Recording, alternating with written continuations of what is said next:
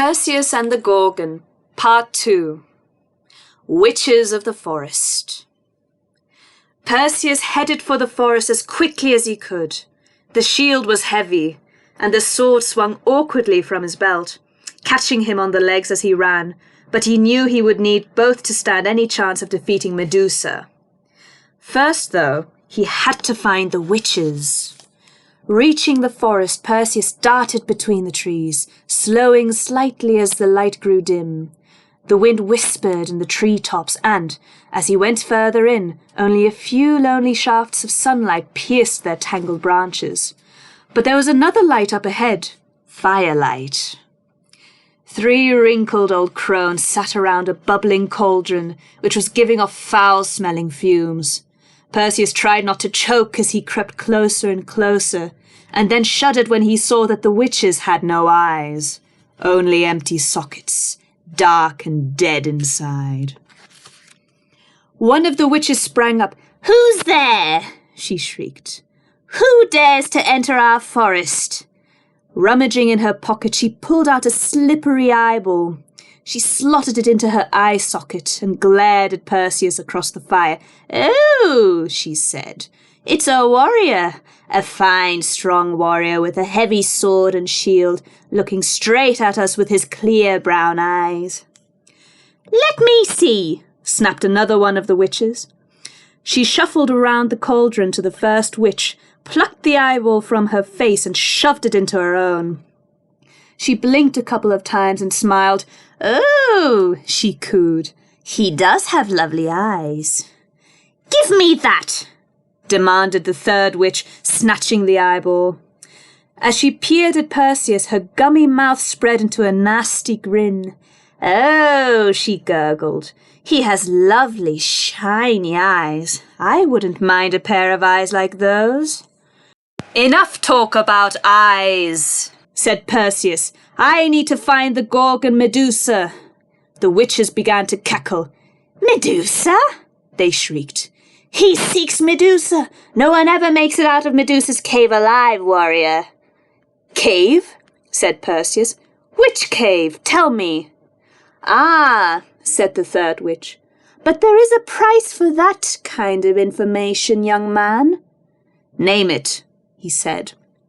The witch stepped closer, grinning hideously. "We would like your lovely eyes in exchange for this piece of information," she said, and she reached up with her claw-like hands as if to snatch them from his face. "Hey!"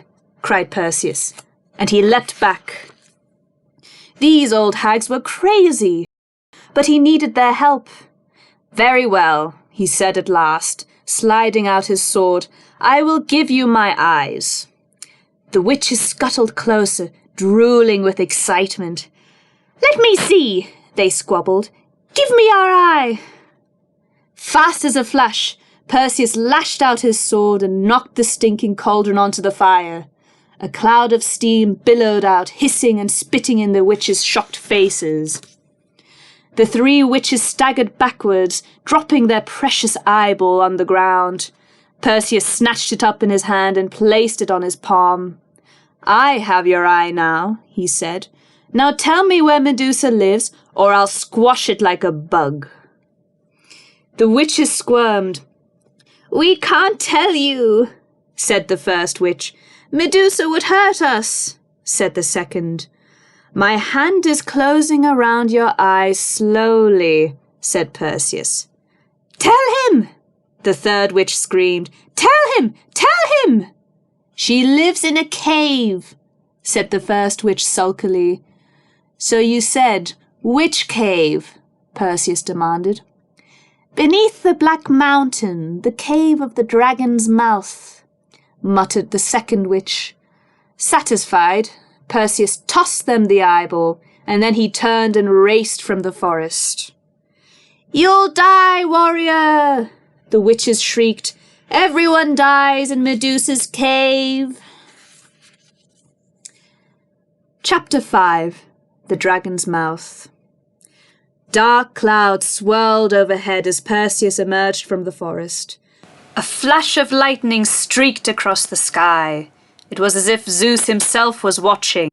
Perseus was tired and cold, but he kept going until he reached a slope of dark rocks, the Black Mountain. This was the cave of the dragon's mouth. This was where Medusa lived. Perseus's grip tightened around his sword. He tried to stop himself from trembling as he stepped inside. Ducking his head to avoid the stalactites, he went deeper into the cave. It grew colder, and pale rays of light shining in from outside cast eerie shadows. In the gloom, strange shapes loomed up at him. They seemed to be the statues of men, perfectly carved from the rock. Perseus looked more closely at them. No, he realized with a horrified shiver. They were men. These were the brave warriors who had tried to kill Medusa and failed. Each one of them had managed to track her down, only to be turned to stone by her evil glare. Frozen faces leered at him, caught at the moment they saw her, mouths open in silent screams and eyes wide with terror. At the heart of the cave, something moved. Quickly, Perseus hid behind one of the stone warriors. Hisses echoed around the cave, bouncing off the walls, growing louder and louder. Don't look, Perseus told himself. Just don't look. If he dared a single glance at Medusa, he would be turned to stone as well. As he crouched behind the unlucky stone figure, the priest's words came back to him from the start of this story. You can look at Medusa safely in the shield. Her reflection has no power. Perseus raised his shield slowly in the direction of the hissing, and he saw her at last. He had heard stories about this creature, but none of the stories had prepared him for how monstrous this Gorgon truly was. She had a long worm-like body, jagged teeth, blood-red eyes, and lethal-looking claws. Most grotesque of all, dozens of snakes writhed where her hair should have been, snapping, hissing, and baring their vicious fangs. Suddenly, the snakes turned and stared at the exact place where Perseus was hiding. They had seen him. Perseus's heart raced as Medusa slithered closer. In his shield, he saw the snakes on her head wriggle and writhe. "Warrior," they hissed. "Look at us, warrior. Look at us and your troubles will all be over." No, Perseus thought again. If he looked at them, he'd be turned to stone like those other men. He had to strike fast and catch Medusa by surprise. Gathering his courage, he burst from his hiding place. He held his shield up high and whirled his sword at the Gorgon. But Medusa was too quick and too strong. Catching Perseus's arm, she flung him across the cave with her brute strength. Rocks tumbled from the walls, crashing down on Perseus as he fell to the floor. He tried to scramble up, but his legs were caught under the rocks. He couldn't reach his sword. And in his shield, he saw Medusa approach. "Look at us, warrior," the snakes hissed. "Look at us."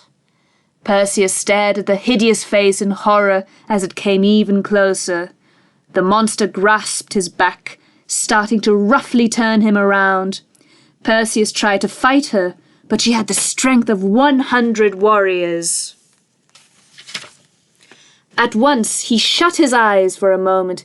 Feeling around, he found and grabbed hold of a rock and rammed the jagged edge into Medusa's hand. Medusa gave a piercing scream. Perseus twisted from her grasp, and then, careful to look only at the cave ceiling, he hurled the rock at a stalactite. With a mighty crack, the stalactite broke off and it shot down towards Medusa, slicing straight through her neck and cutting her head from her body in seconds. He dragged himself back to his shield and held it up to see what had happened. There lay the severed head's reflection. To his relief, the snakes still hissed and spat. He prayed they had kept their power to turn King Polydectes to stone. Making sure to keep his eyes firmly shut, he placed the head in his leather bag. He ached all over, but there was no time to rest. He had to rescue his mother. Taking a deep breath, he turned and staggered away from the cave. The final part of the story will be read to you very soon. Bye-bye.